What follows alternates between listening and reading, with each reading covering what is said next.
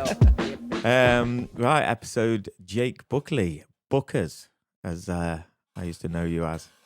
You coming here tonight? What we're talking about? We grew up together. We know each other. We know each other. Do you know each other? Haters. I do know him. Yeah. But when we did know each other, and he's always been you could always tell that he was going to be a kind of something else. He was always different in the crowd. Even when we was playing like football on the park, you would always had a musical element to your life, didn't you? Yeah. And that's How do you have a musical element to your life on a park playing football? I want to know what he did. He used to always have. You know what? I was envisioning that then. Yeah. The park, I built a picture in my head. He playing a guitar. He played in goal with a guitar. Yeah. That's incredible. Gave him an extra advantage. Yeah, I'd get myself G'd up by listening to Wet, Wet, Wet on the way there.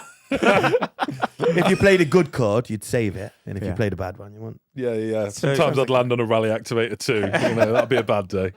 So you are a musician. Yes. You're a professional musician. Yeah, I am. Yeah. Wow. That's brilliant.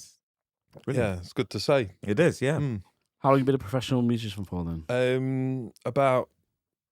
It's funny because I usually say like 10 years, like to most questions like this, but it's actually probably close to like 15 now. So it's nice when you're sort of crossing the border or something like that, and they're like occupation. I'm like professional musician. Yeah.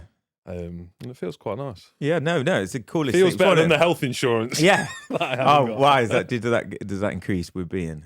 No, you just don't get any. Oh, right. Fair enough. If you die, you die. Yeah. It's Rocky 4 for us. Rock If you and die, roll. you die. How rock and roll is that? Wow. There's nothing. Yeah. There's no. So when you started off, then talking about rock and roll, you obviously started off. What was your first sort of introduction to music? I do remember sort of miming to the Beatles in Mallorca, like, and playing a sort of my dad's cricket bat and pretending that was a guitar. Right, I want to know what age, because you said 15 years. There we go. Yeah. No, I've been a Only professional. because, so you know you're 15 years, that's the professional. That's but since I actually, did it for a living. in yeah. music You don't in think he general. started counting when he picked the cricket bat. I was like, right, No, get but- me on stage. Yeah. Ian Botham covers. But what I'm saying is, in music, in actual music, not as a professional, how long have you been involved in music? Since you were born? Like, Well, yeah, that was the one. I'd been doing it since I was about 14, 15. right.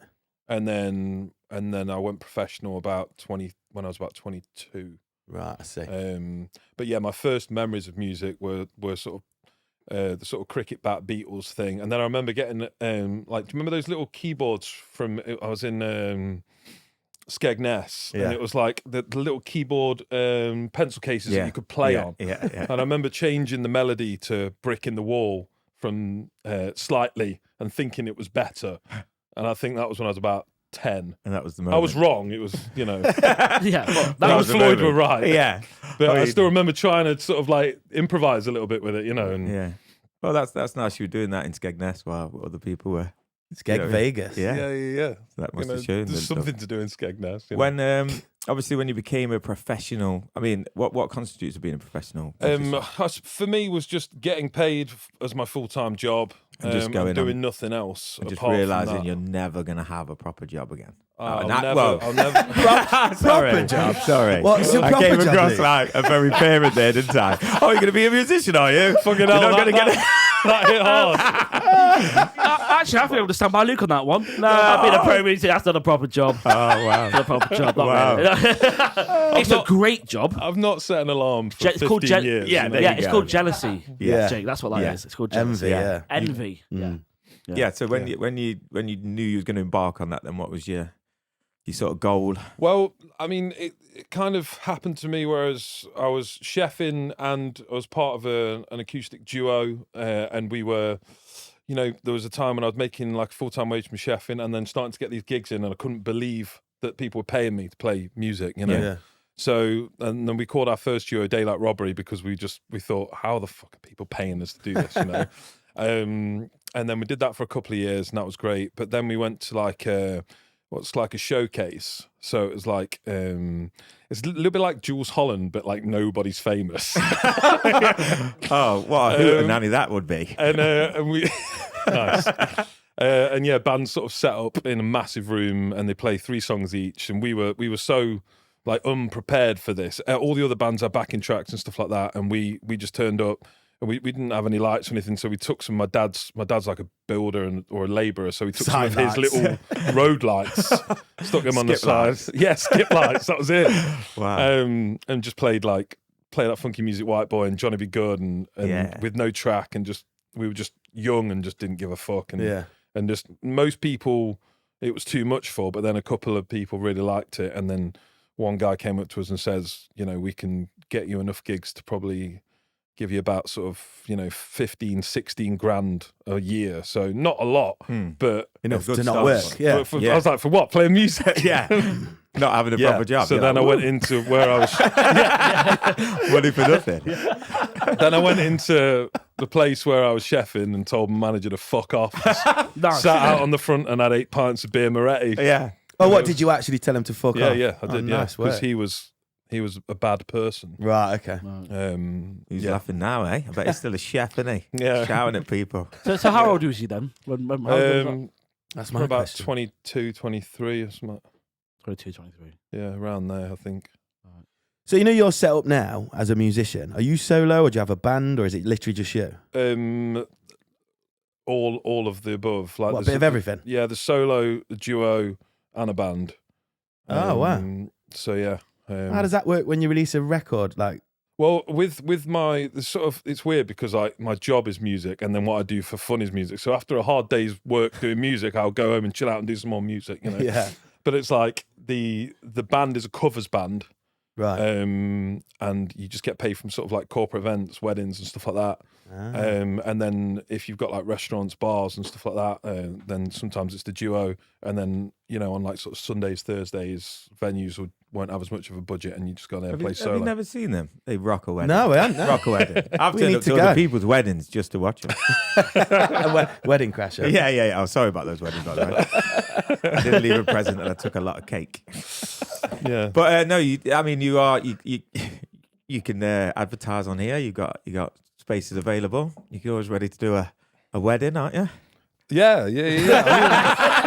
trying to get you more work. Yeah, Don't hire Luke as a promoter. Do you want to do another wedding? No, I want to go again. I just wanted to go to a wedding. If you want a wedding band with a difference, at themoneymusic.com. There you go. Yeah, there you go. There you go. There you go. Mikey, make sure you bang that under the old, pink like See this. flashing. Yeah. With so you started your career in music. Started going. Did you just do the pub scene once you do? So that duo. Yeah, that you the first gig was at Bar Schnapps, and we got free bar and 50 quid, and we couldn't believe it. Wow. And it was a great night, and it kind of just went from there, and then just got sort of more professional as time went on. Well, that free bar you got, was that at the time while you was playing, or as in you could come back and have a free bar? And that was just during and after. So did you get blindo while you was playing then as well? Yeah. Nice. I could do that. What, and it still goes all right? It goes really well. I've always been good at that, and this isn't my own opinion. This is other people telling me. Like there was times at like club nights when sound great. But this is it. I had to check with people, but there's been club nights where I couldn't stand because of various things, and people brought me a chair on stage and just sit him there, and then I can play. I've witnessed you at early hours in the morning rocking a guitar, and it's still the same. It is still the same. Naturally talented then, mate. That's what that is. Yeah, and hard work. I'm joking. No, it's a proper job. Proper job. For the drinking and for the playing the guitar. Yeah. So life as a musician then comes with lots of partying as well, and lots of socialising, drinking, all that sort of stuff. Like, what sort of journey you had over the past 10 years? Like quite a roller coaster journey of that. I think there was a lot of partying and drinking for the first, decade. Impressive. Decade. And then I kind of now I don't drink at all, and that's great in a different way. Is it because of that? You don't drink because of the previous? I mean, I still don't drink because for me it's better than a life drinking. But what made you make the initial decision there? Just drink changing for me over time, and it started off, I was just a fun, outgoing guy, add a load of vodka to it, then we're going to get an even better night. Yeah. And then that just slowly kind of morphed through time without me realizing to, like the high of drinking would get less. Yeah. And then by the end, it would be like, I think of a good example, but like I'd be like, I've got to get around to like a family do in the afternoon. I better have like a couple of glasses of red wine before I do that. Yeah. And I was using alcohol for these, change the way I felt and stuff like that. And that was just, I'd never done that before. That was just a gradual change through time, you know what I mean? And then, then he, go on. Well, no, you said something that I've never heard really before. With you being able to play when you're drunk. Yeah. That must have really pushed you to drink more, because that I'm gonna even put you aside as Gaza. Gaza can play football and could drink. I mean, if you've got a skill that you can do while you're drunk and it involves drink and you're in a pub, It's that's dangerous. I was encouraged massively. for me to be drunk because my sets would be longer and stuff like that. Yeah. So a lot of I bars bought you a would be drink. just like, I bought you a drink on stage and you just do it. Ski seasons, they just pour it right in, know, like. Have you done ski seasons? Yeah. Yeah, Oh, wow. done all the Alps and stuff like that. I nearly died over there. Like, it's fucking, But I suppose the drugs are bad There's some content in the Alps. If you don't do any drugs in the Alps. in the Alps. Yeah. we need to touch on that. Right? Yeah. So just to give some context to it then. So how, over this 10-year period, how often are you doing gigs? Yeah, like sort of like 150 a year to 200 a year kind of thing, That's like 4 a week. Yeah, well, yeah, a lot of those. I mean, they come in like during the summer. It comes in waves, So like wedding seasons just seem to get longer and longer. So sort of April through till October will be sort of like 4 a week, something like that. And then obviously we have, well, not obviously, but we had like band trips away. So we did the cruise ships and we taught a rock school on the cruise to like kids, and that's just like every day doing that. And then we toured the Alps. We did all the Greek islands and we go out to Israel, and these sort of these times away are usually sort of every night.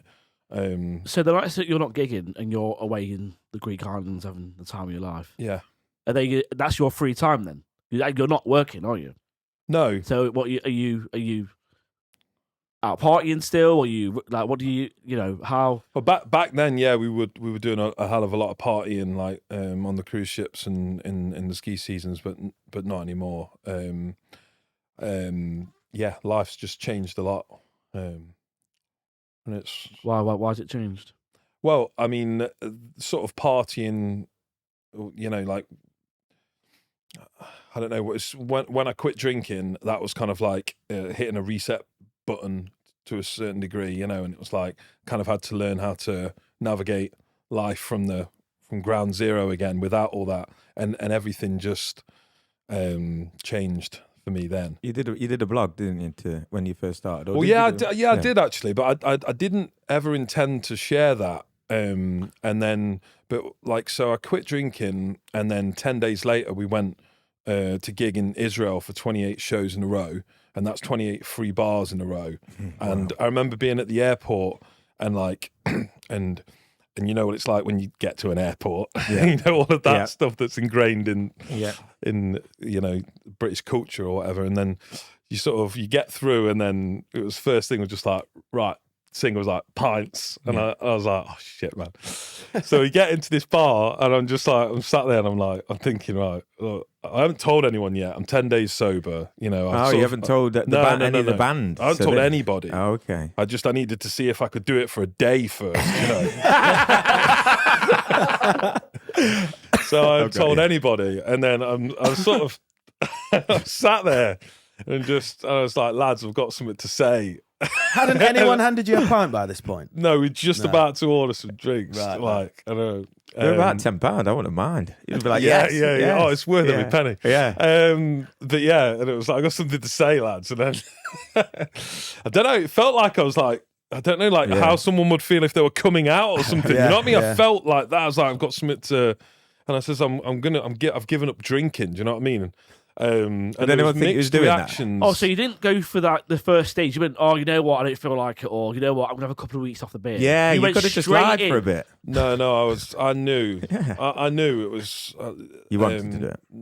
I knew I had to do it to survive, and it was that it got that bad. I knew it I was. suppose by telling people that's another bit of commitment, isn't it? Exactly. So that was that. How did they take it? What was the reaction? Well, it was mixed response, and my sort of main drinking buddy just cried. He just got up and he went, "Good luck with that." What lovely support. And he's actually been so supportive, but it was just in that moment, tough. People get uncomfortable sometimes being around people that don't drink, and it's like you kind of become a mirror to someone's own drinking, So you say something like that, and then whatever you get back is just that person isn't sort of, if someone has a problem with it, that's their problem. It's nothing to do with me, Yeah. And you get used to that because it happens a hell of a lot. But the other guys were really supportive, and then we went out there, and I just started doing a little video diary just because I thought it would help me. Well, keeping yourself committed to it, aren't you? Yeah. Telling yourself you're doing it. And this is it. Yeah, and then at the end of gigs and stuff, because honestly, I felt you must have had so many weeks. The moments must have been so ingrained in you where you finish and then you have a pint, or you start a gig and you have everything a pint. Was crazy. Yeah, it was like, I thought I'd given up drinking to sort of stop this roller coaster of a life. But what actually happens is you just jump from one roller coaster onto another one, where you're just even more alert. And you're watching more. Fucking hell, it's scary as fuck. Because when you are drunk, you as much as you think you're involved in the night, a lot of it is fuzzed out by pure enjoyment. Yeah, just makes it easy, isn't it? Yeah, just you don't think about the nerves as well. I bet when you play everything. Yeah, I just used to look at the crowd and I'd be like, people are animals. And I'd be thinking about times when I'd go out into the crowd, and I'd get people to play my guitar because I can still make it sound good. I'll give them a quick instant lesson. Strum. They do this, I'll make it, and I was like, who was that guy? How did I mean, now I can do that. It's fine. Better than ever now. Yeah. But at the time I just had no idea. I felt so wooden. Talking to girls was a nightmare. Anyone, I felt like 14 years old again, because that was probably the age that I was when I started drinking. And then therefore, as soon as you take that away, my social skills had been learnt up to that point. And when I took them away, I was back there. I was like a kid. Wow. Was there an event in your life that happened that make you make that commitment? Was it drugs in the Alps? Please be drugs in the Alps. No, I kept going after that. I saw that as a challenge.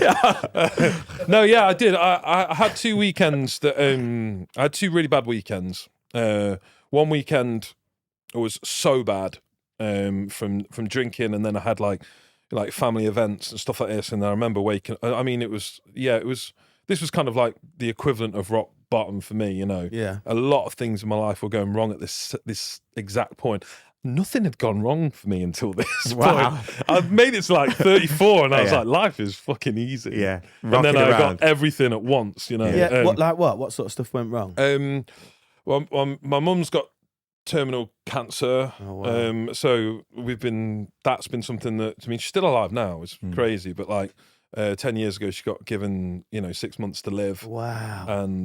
And so that was a thing. Of course, yeah. I remember seeing you at that time, and you had that look in your eye where you were just carrying on and just doing the things you did. Oh, just it was trying your hardest just to that's crack on. That's toughy. Yeah. And I always think people can kind of maybe 2 or 3 things, and you can kind of soldier on. But then when it starts to get to 4 or 5, it starts piling up. Yeah, it's just took over. So I was in a really sort of in a bad relationship.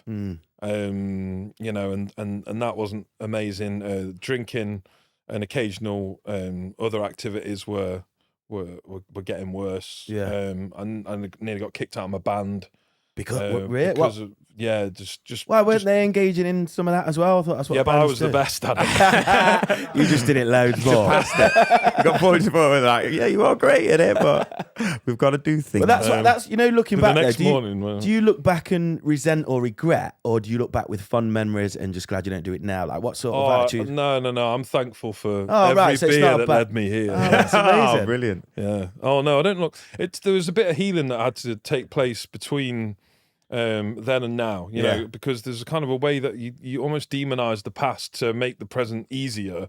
Do you know what I mean? Like, and same with alcohol and stuff like that. Like, I don't care if people drink. Actually, there's some of my mates. I enjoy hanging out with them when they're drinking. Ben cares, bro. Yeah. I don't. Yeah. You can't. You know what I mean? It's fine. It doesn't bother me in any way. But it was just like decision that I made for myself. I kind of lost. How long have you been sober for? Just over 3.5 years now. Wow, it's a good run. Wow. Yeah. So, for people out there that are going through what you went through on those first few days, or that moment that you had to, yeah. What what have you learned about yourself that other people can learn from? Personally, and I was saying this to Luke yesterday when we're prepping for this, but I was like, I always find it difficult because I don't want to sound like preachy, when I'm talking about this kind of stuff, and I always get that fear sometimes. But that's what I was joking about, weren't we? Like that was joking about, Ben. You do what you want to do. You don't preach it to anyone else. No one does. But that's what you were saying yesterday, that your story was the fact that you did it for you and not, you know what I mean? Well, yeah, that's the only way you can do it. I do believe that. You can't stop drinking or for anyone else. Doesn't matter how much you love that person, kids, wives, whatever, you can't. Yeah. It has to be that decision inside yourself, and that's the only way it's possible. For me, what was the question again? Sorry. What have you learned about yourself through this that other people could potentially learn from? Yeah, I mean, I think similar. Yeah, I think that you kind of you get an understanding of yourself to a level that you just couldn't get when you were drinking. There's no possible way you can access that part of yourself and know yourself that well while you're drinking. To be completely authentic at all times is, once you get the hang of it, is so good that's what keeps me sober now. There's no it's not even I mean, obviously every now and again when, like, if England are playing, I still get that kind of That's what I was going to ask. It's cold Heineken. Are you just never going to touch it ever again, or is there an element of, if I want to have one, maybe one day I will, or is it just a no, straight no? I mean, I suppose you never know, but I don't know. There's no. I think it's not better. Like, that's the thing. There's no benefits that are drawing you towards it anymore. It's just not better. In my experience, I've done both very well. And there's kind of like a veil that's lifted on alcohol once you educate yourself and get to a certain level with it, and then it's just no way. It's not better than this. Yeah, I wouldn't give up that authenticity of, and just how productive and the things about myself that I can access now. Just like, I really noticed it when I was like, because I produce artists as well, and like there was a time when we were in this converted mill and we'd built a studio in there, and we had artists in there, and it was kind of right at the end of lockdown when there were no gigs, and it was just that whole experience when I was like dealing with people,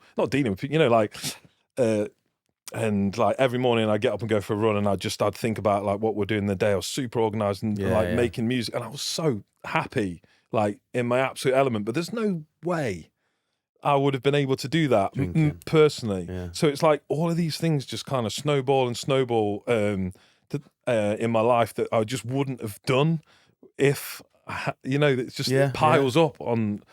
Yeah, I know what you're saying. This must be really useful for you, but me and Luke and the lads have been concerned about Ben's drinking. Ben's having quite a bit lately, and Luke's quit drinking as well. So this must be very good for you as well, Luke. Yes. What, Well, we had a good chat yesterday about the fact that I'd gone back and had a few drinks again. What? And then so What? yeah. I was just about to say. What? Wait a minute, stop.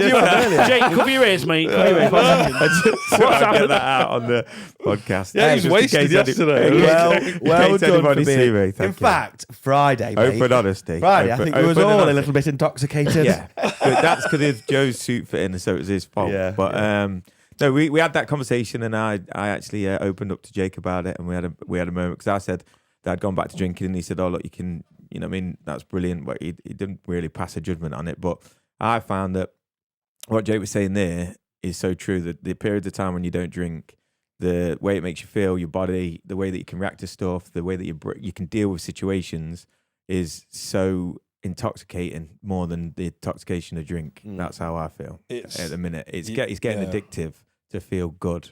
Yeah. And I like that I feeling. was so curious because there were moments where I was just like, I'm just too interested to see what will happen next. Yeah, that's where I'm And it at. just Yeah, kept but then and I you kept fail. going, and then it's like you if you think of yourself like with like a bandwidth, like a radio or something like that, Yeah. it's like that when you're drinking and the time you spend drinking or the time you spend recovering from drinking or thinking about drinking, this amount of time. So even when you're not, that's where you were at. You know what I Yeah, mean? It was yeah. like, can I have a couple? And it's like, yeah, but before you have a couple, you're thinking about, shall I have a couple? Yeah, but I'm going to play devil's advocate here, Go and on. I'm going to say, Always. I agree with what you're saying, Drink man. but surely that's your experience because you abused it.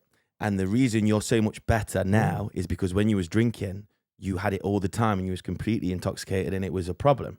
Mm-hmm. So for the people who don't abuse it and they just socially drink, the feeling from that, What, moderately. yeah, moderately.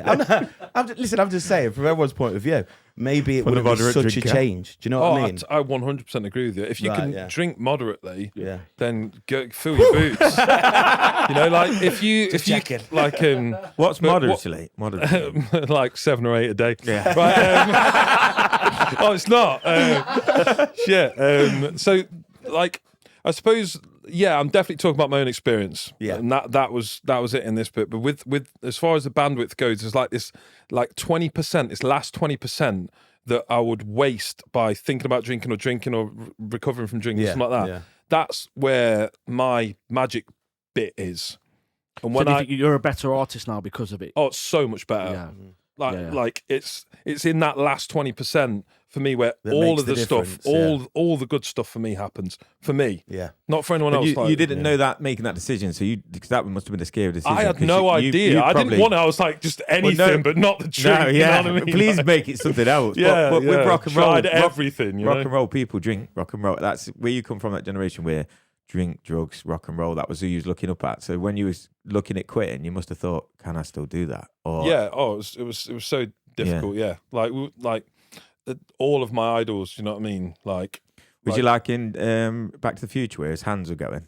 The less alcohol dripped out of you. You know, on the last dance, Johnny Be Good. I mean, yeah, that's a classic guitar moment. That's all I can I wouldn't ever think Marty McFly was too much of a wreckhead, was it? No. But like, you know, like people like Liam Gallagher and people like John McClane Yeah. or Because I anyone. suppose drinking's a part of your identity, isn't it? As a Yeah, my musician? dad, everyone, like all my heroes drank and drink. You know what I mean? So it was like breaking that down, and that is hard. But then there's, then I also got a bit of a buzz from swimming upstream and just and going my own way Yeah. and not following the crowd. And then that I kind of got a buzz from that. And then like people saying like, you know, like 5% of people who attempt to quit drinking actually stick to it. And then I think that's a nice little number. You know what I Yeah. mean? Like, You're in that. yeah. That keeps you Um, going then, doesn't it? Because you don't really want to. I mean, everything that happens because of my sobriety keeps me going now. It's like the Yeah. reason I always say the reason I quit drinking is not the reason I stay sober, you know. Yeah, because- every day finds a new reason to not drink. Well, yeah, there are things that, like I say, sort of snowball over, and just my entire life is better because of that now. Yeah. So over that 10-year period, then, at what point do you think that your drinking went from, you know, acceptable or moderate drinking, as Ben describes it, or to a problem?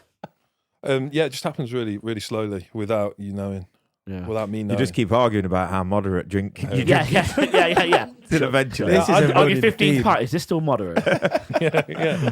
It's just a very gradual thing. You know? You used to gig in the week a lot though as well, didn't you? So we found that with a proper job work life, sorry, but it was a Monday to Friday in the weekend. Whereas I used to remember you being out on a Tuesday, Wednesday, you were gigging and that involved it's drink. the perfect environment Yeah, for it.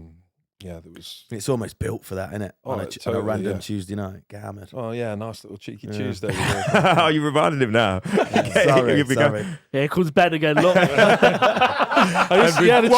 What we've got here is cheeky Tuesdays were good though, but then it was like I used to have a driving lesson on a Wednesday morning. Oh wow, and That's not good. No, and these are the real life things, and I used to completely fuck that up. Like, so I was sober and I was driving within like. A couple of months. It was just so easy then for me. Yeah. So when you see people drinking now, do you look at them and think, God, what are you doing to yourself? Or No, you're just no. This is just about you and what you're doing and everyone else. No. There's no. How could I judge after the person I've been in my entire life? No, there's not. It's not a judgment thing. Yeah.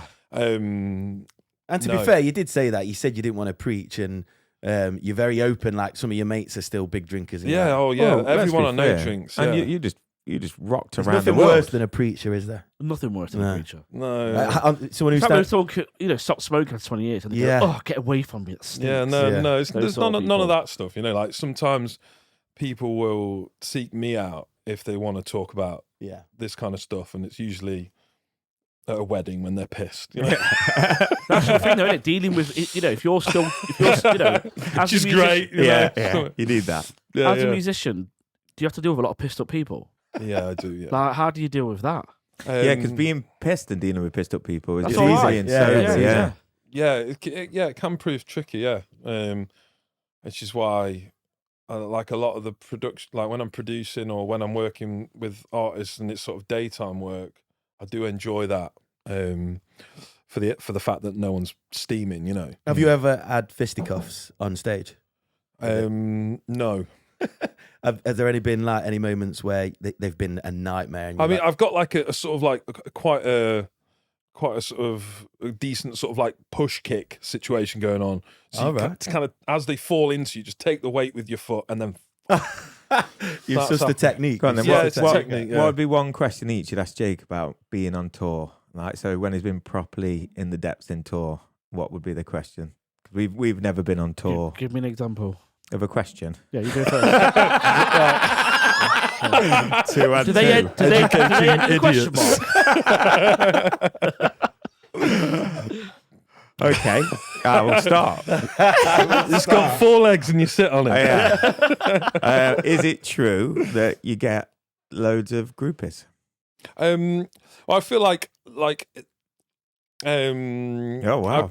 like you'd get more. It's easier to initiate a situation when you're at center of attention, and stuff like that. And Yes is the answer. Yeah, great. Being answer. modest. Great skirt Being around that modest. one. Look. Yeah. Yeah, well easy. That's what you're saying. I mean, when you're like touring like around the Greek islands and stuff like that, yeah, it's like just a constant rotation of humans coming in, Yeah, Nice. and you're up there just rocking out. and you're center of attention. And you don't have to. I've thought about it. When you go out and you're sort of like on the pool, but I'm not gigging. Yeah. I suddenly feel how The norm much harder it is for like normal people. Yeah. So yeah, I've used it definitely. Do you get riders? Excuse me. Occasionally, yeah. Is it? If I'm feeling lazy. Well, it all depends on the room he's got backstage. Let me elaborate. What I mean by that is, when you get a gig, you get a rider of what you can request. Yeah. Yeah. Good call. Yeah, I don't know what's what's a rider. So What you when you have do beforehand. a gig, you tell your manager what you want in your dressing room. So there's certain like proper people ask for some mad stuff. So like Madonna would say, Sometimes they turn around as well. I want the room temperature at like Yes. 23 degrees Yes. and 4 oranges. And, Yeah. Do you know what I mean? Sometimes at bigger gigs, we supported Aswad. Do you know? Wicked. Yeah, I know. I Aswad. partied with Aswad. That's a great fact. And their rider was 6 bottles of rum, a bowl of fruit, and a Bible. Oh Wow, that's Which a good I always rider. What was liked. they like? What was they like? They Was were it- they were great. They Yeah. were loads of fun. They Brilliant. were honestly the loudest band I've ever Shine heard. Like a Star. I don't know if that's a thing. Yeah. Shine like a star, yeah, Aswad. yeah. Wow, that's But mad. they're a really tight band, and they're really funny. Yeah, they're on rum. That's why. Yeah. I want to be there when the laughter stops. No, they were legends.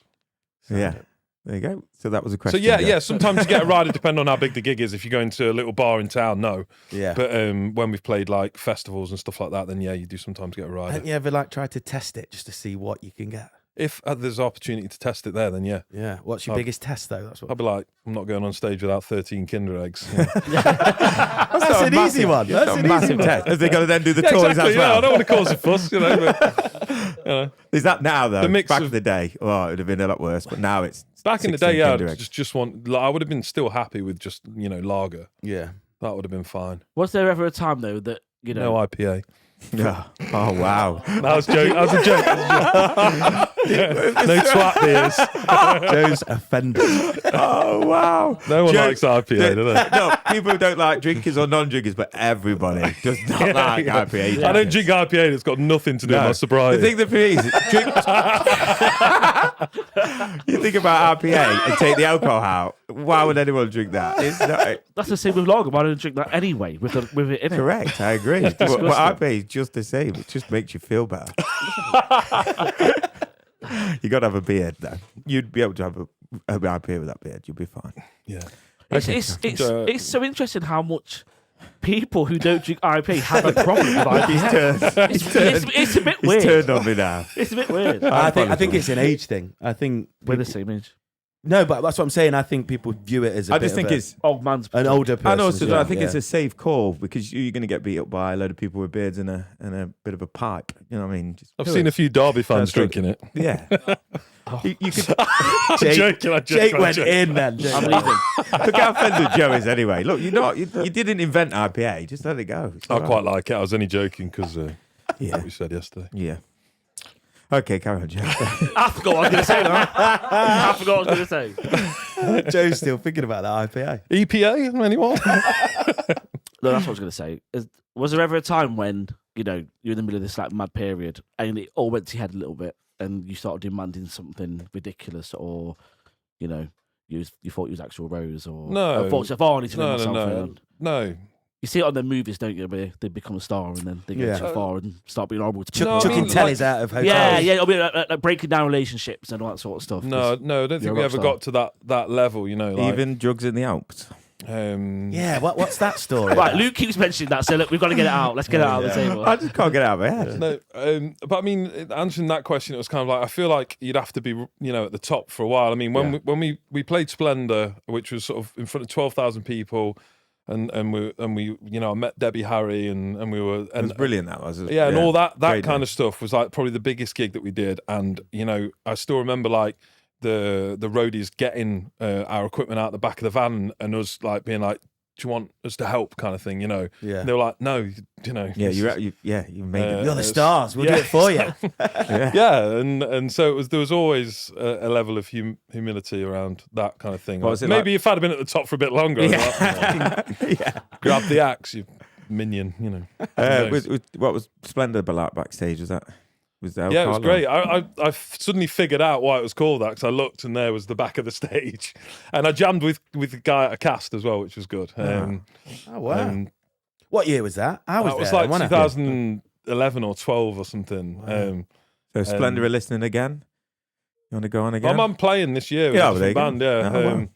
Oh, wow. But yeah, that was a good experience. But no, I'd like to say that was Can you get us in? no, No. no, Even VIP? for carrying things. no. Roadie. We'll be a roadie. No. Good effort. Yeah, thank you. I will always try. Um, Splendor, if you're out there. Mr. Splendor, if you're listening. Mr. Splendor. John Splendor, or that's you. Or Mrs. Mr. and Mrs. Splendor. Could we please come? Okay. We digress. So, drugs in the Alps. Back to that. Drugs in the He's Alps are pushing just No, not good. That's all. Yeah. They're just no, I like, just What- mean what in drugs? the Can we talk about drugs? in the Alps. So like anyway, sort of like pills and MDMA and stuff like that were just cut with really bad. Oh, was in the one not. I thought See, you I said thought it's you bad meant. to take drugs. What you're saying is, Oh, they were yeah. drugs in the Alps The drugs are bad drugs. That's Yeah, what you're yeah, saying. Ah, yeah. Oh, I Is it didn't know like- that. that's Ah. the message there. That's I was saying don't take drugs in the Alps. Like, wait until you're at home. Because they're loads better. Buckets, I like it. Yeah, So I don't know, it- man. I just took some bad stuff and just and I felt like I was dying. I was about to say, did it make you ill then? Yeah. Really, really badly ill, yeah. And I get travel sick as well. So like when you're just constantly going up and down mountains and the altitude and ski. Was you skiing on drugs as well? No, like I was no. Like No, snowboarding. I was the first time we did it. We had a ski lesson booked the next day, but I got my agent hit me around the head with a shovel and gave me like 5 stitches On in my purpose. eye. She was trying to sort of like Do your hair? shovel snow Oh. at me, Oh, right. So and then before the shovel kind of came towards my head, the snow fell off, then picked up speed, and then sort of wow. knocked me. Yeah. I didn't knock me over actually.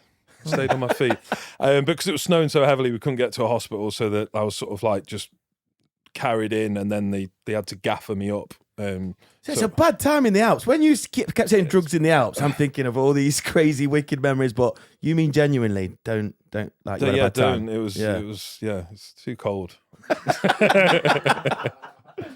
Wow. No. It's kind of like the environment for bands in their 20s. You know, like Yeah. even when you get to these venues and it's just like the food's just pizza and it's like, and it's great if.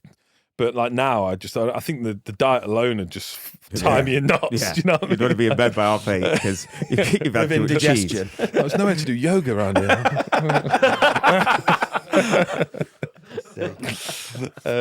Yeah, so it's a young man's game, you know. So if you're in your 20s, it's amazing. You know, you're sleeping in these tiny little bunk beds or cabins and stuff. And So where would be your dream place to tour now? Then where you are in your life now? Yeah. What would be your dream location to tour? in? I'd still like to. Maybe America or sort of like around, you know, in Japan and stuff like that. But like, or we nearly got the Caribbean cruise to do the rock school out there, and that was sort of 2 weeks before that. After I'd done a radio interview with The Money, and I was gloating about it, and then it got cancelled, and I was like, classic sort of situation. Did you But just pretend you went and postcard? No. You should have done. Just stayed in your room. You should have done Should have that. blagged it. Yeah, the Caribbean or the Maldives or something like that. Yeah, I know nice, they do yeah. gigs for over New Year that we got close to a couple of times, so I'd quite like to go out there. Yeah, the rock school. You say. Yeah. That's something you did on the cruise, isn't it? Is that what? Is that? Yeah. Was that not just playing? You was teaching. Did people? that, we weren't playing on that. I mean, we did a couple of gigs, but that was teaching kids that were like from 10 to 15 to be in bands and Just like School of Rock. School of Rock, And then partying exactly at like night. that. And then just partying with because a lot of dancers on cruise ships and stuff like that. Yeah. Oh yeah. Dancers. I feel like there's a good story there. Yeah. Okie dokie. Moving on from that. Flexible. So now, you've got rid of those bad habits. What do you do now to create your happiness when you're writing music, when you're touring? While I'm away and stuff like that. I mean, like I run, I meditate.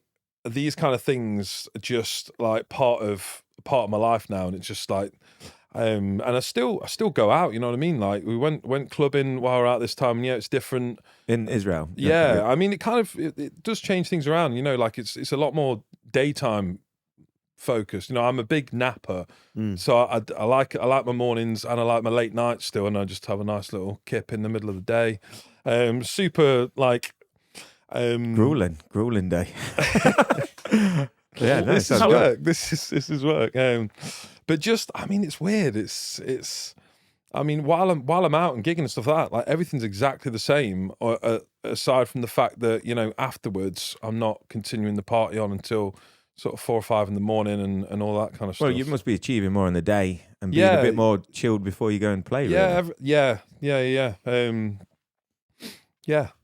Tell me about Israel. Is that where you've just been gigging? Yeah. I've never been to Israel. What's it like? We play in a place called Eilat, which is on the south coast, which is like a little kind of bubble within itself. So it's probably not the same as sort of Jerusalem or like Tel Aviv, where it's like it's a little sort of commercialized seaside is it for tourists. tourists? Yeah, it is. It's kind of like it's like the Skegness for people from Israel. You know. Wow, that is not a good description of Israel. No, but it's like it's Travel not, I mean, Israel. Like I think they deserve a formal apology for that. Yeah, I don't think you'd be going back. in the sense that people from the country go there on holiday. Right, so right, you could right. say that only in that way. It's kind of I would say it's like a cross between like Dubai and Skegness. We can't call it's like Skegness. 5 Across the Dubai Skegness. Yeah, I'm gonna yeah.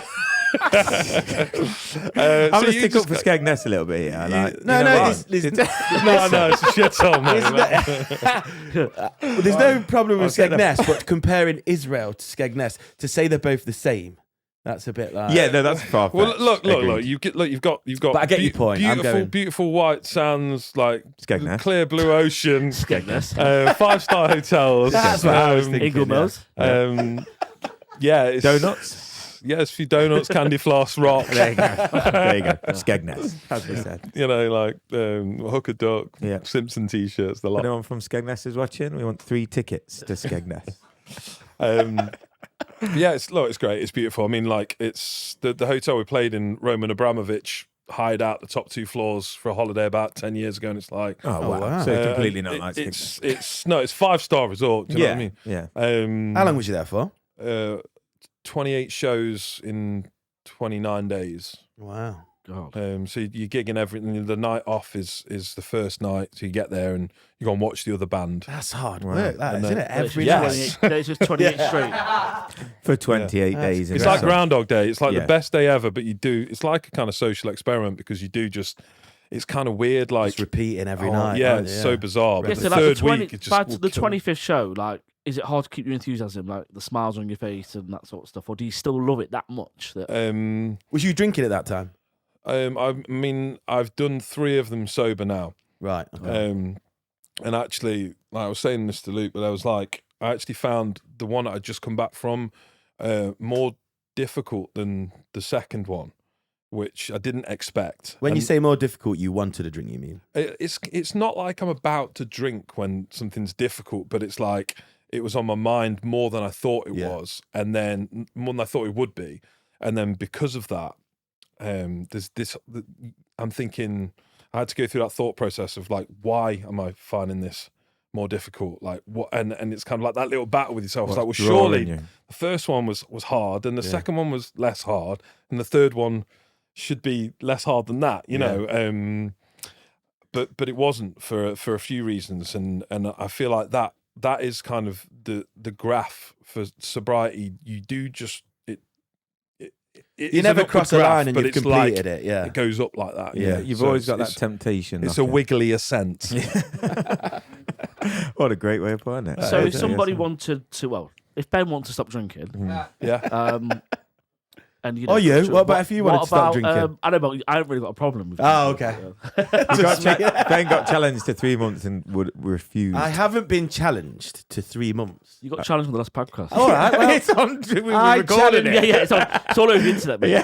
no, he didn't challenge me. He said if you Do it, he said. He went, do it. Stop drinking for 3 months. All right. Well, a random bloke was walking here and say to you, "Stop talking for 3 months." Would Yeah, you do that's- it? That's a challenge. Yeah, it's a challenge. Oh, do it then.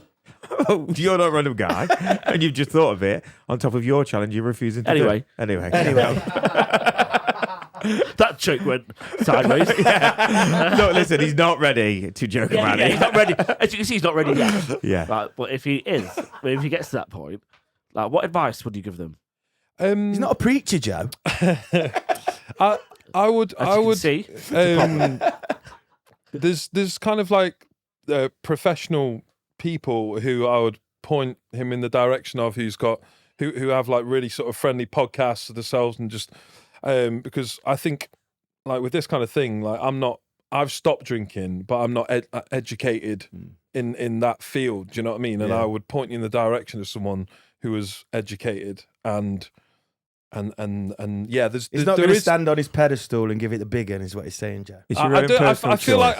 like it could be quite dangerous for people who have just done a thing Yeah. and then they start Agreed. to. That's a good point. And a lot of people do that. There's a And lot we- of people and who we- do everyone- something yeah. and go, I'm a professional, I'm going to give Yeah, advice. yeah. And 9 times out of 10, they give shit advice. Yeah, Yeah, and yeah. we, Not we special. joke about it, Quite but we, like dangerous. I've done it for a bit and then done it for a bit. You've really stuck out at it, and I think that's your personal choice, and I've got to find my personal choice to do it for a longevity. There is one episode of a woman's kind of like my sort of hero when it comes to the woman who saved me, and her sort of teachings, and she's got one episode where all of where it's kind of like, it's called the Pillars of Sustainable Sobriety. And this spells it all out better than I ever could. And when people have, because they do come to me through, my 3.5 years being sober every now and again, and it's never who you expect that sort of messages me and goes, I need some help, and then I'll always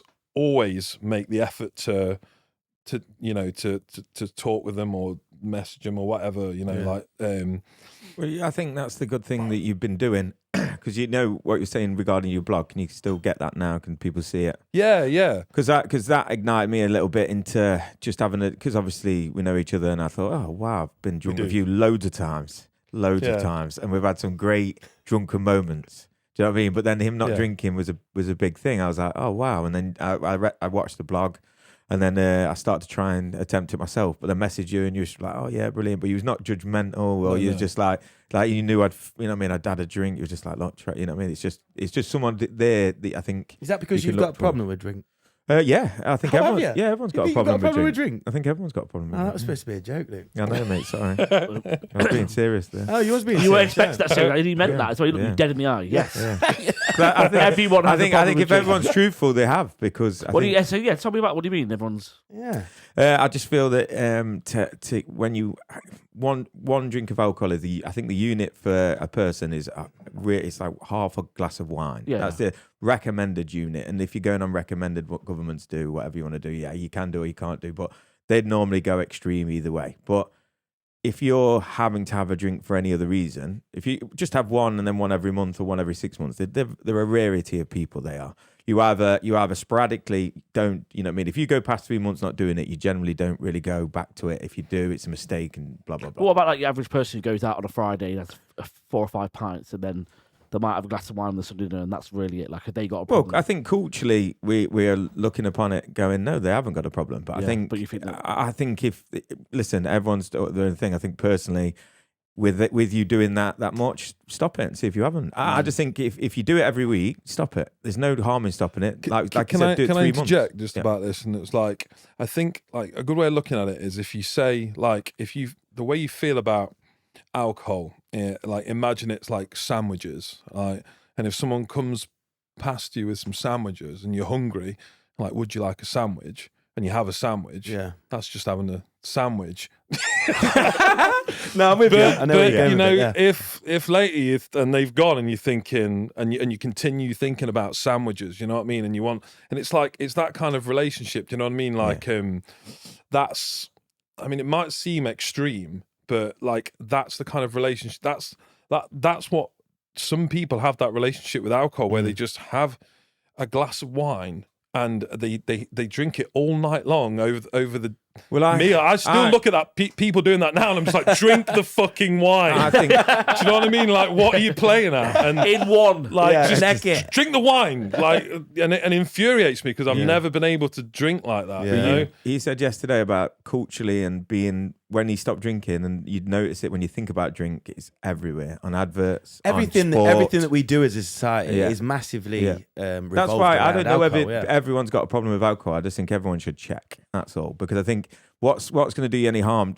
Dry January is just a load of bollocks. Do you know what I mean? Dry January is just something everyone does. It's a good way of checking that. No, because it's just something everyone does when they've drank loads before Christmas. But if you can do it for a full month, it's a good test to see. It's a better test. But what I'm saying is, do it all through the year. Do you know what I mean? What I'm saying is, don't just do it in January. Do it. Try 3. Everyone should try 3 months. I think there are dangers to Dry January in the sense that you can do Dry January and then usually what happens is at the end of Dry January you go back exactly to drinking how you were, or possibly even worse. But you get this feeling of, I haven't got a problem because I've done that. Yeah. I mean, it's yeah. kind So of like it's this okay just to proof. Yeah. So it can be quite dangerous, but then on the other side, I still feel like if people are having a break from alcohol, it is a good thing, whatever it is. But if you're honest with yourselves, everybody in this room knows somebody who's got a problem with alcohol, right? Somebody who's got an issue with it. Yeah, but that's not saying everybody. That's But knowing what I'm someone. saying is 4 people in the room know at least one person. Yeah, In yeah. the same person is that spread out through a country becomes a problem. People just don't say it. It is a problem. That's it. It's a problem. Yeah, I think that in society, if we're saying that taking drugs is bad, which that's what the message is in society, taking drugs is bad, Yeah, and we shouldn't do it. should be the Then same for alcohol. drinking, no, but it's a drug. So drinking alcohol Yeah, should be bad. is bad, and we shouldn't do it. It's just because we've got access to it, free, open access. And you're right. What happens is because we've got access to it, we create an entire culture around it. It's the one drug that people have got access to freely. Well, obviously people get access to other drugs, but without Legally. but without judgment as well. No one's Yeah, going to judge yeah. you for it. You can walk into a pub, and it's got to the point now where actually people that don't drink, I don't know if you've experienced this, probably not as a musician, rock star, but as normal folk, proper jobs. You get seen as antisocial. You do. You get seen as antisocial. You're like the no one with one's the gonna problem phone- is the person not You're going for drinking. a you're not going to phone the guy that don't drink, are you? Do you know what I Only mean? to drive, and then To they're like, drive, yeah. woohoo! With loads of people in the back. You don't want that. Yeah, but No have one you wants that job. And I've used- have you felt any social awkwardness or any kind of about people? I don't know, like outside the circle where people are drinking and you're not. Or Yeah. Yeah, definitely. And that can be hard, you know. Yeah. But but then you kind of go back to that going against the grain and stuff like that. And it feels good. Especially on even It's more. a good little bit of Yeah, it leverage, does. that, isn't Of course it? it does. Yeah, it's like that. Like you see at a wedding, some people come up to you sometimes and be like, "Oh, doesn't all this make you want to drink?" And I'm just looking at it going, No. They're quite the opposite. Definitely Yeah.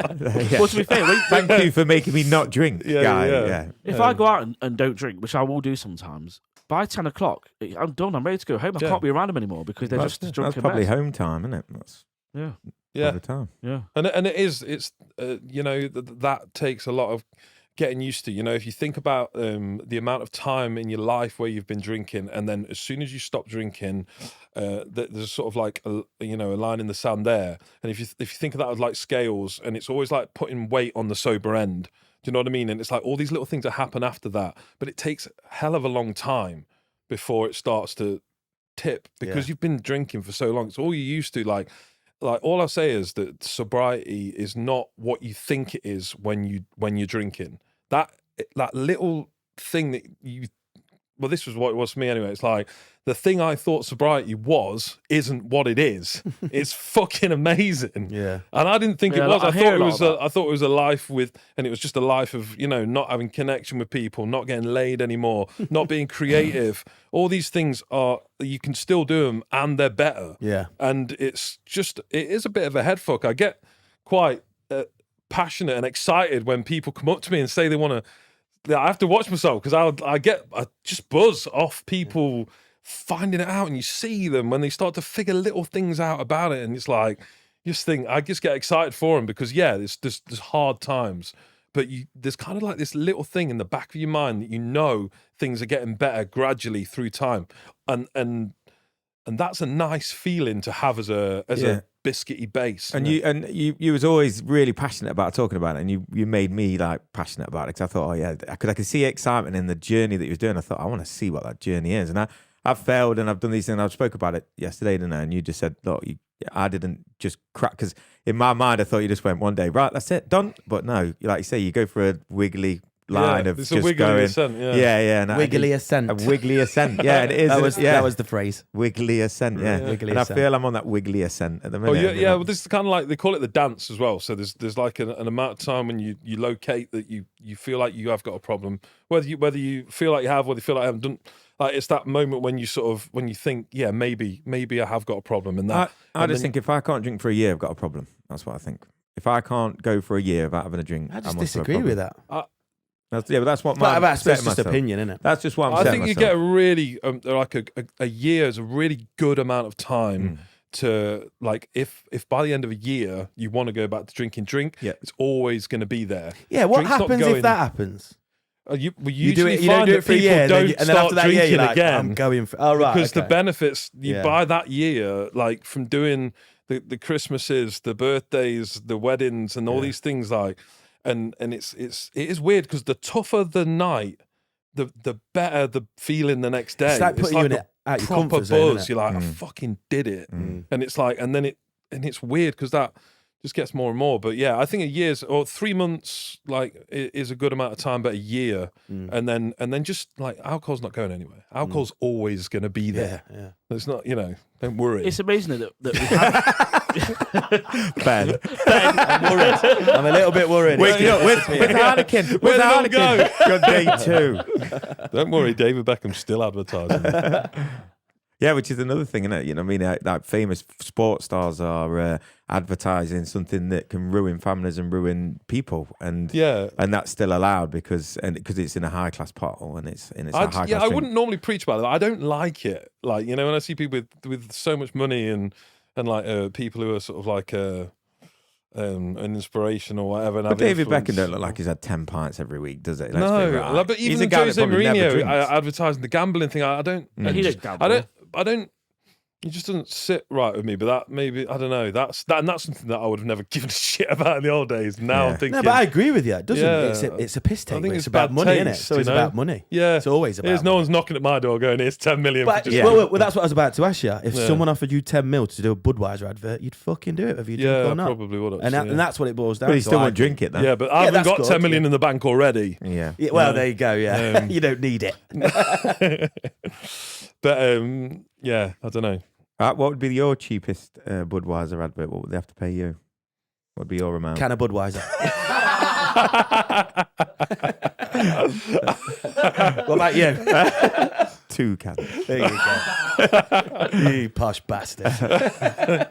It's amazing, though, isn't it, that we sit here having a whole conversation around whether drinking poison is a good thing or a bad Yeah, thing. exactly. Because it is a poison. It is, yeah. The only reason we justify it is because it makes us feel good for a little tiny bit. Yeah. And it But makes it you feel bad poisons for a Well, very well, long time.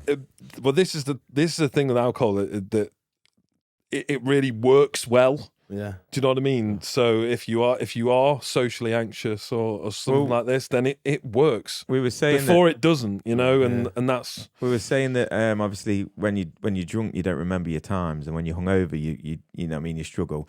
So you basically make your life longer, don't you? That's what you said yesterday. Yeah. Yeah. More you increase, time. Yeah, you increase your time. So if that's Sorry, explain that. Sorry.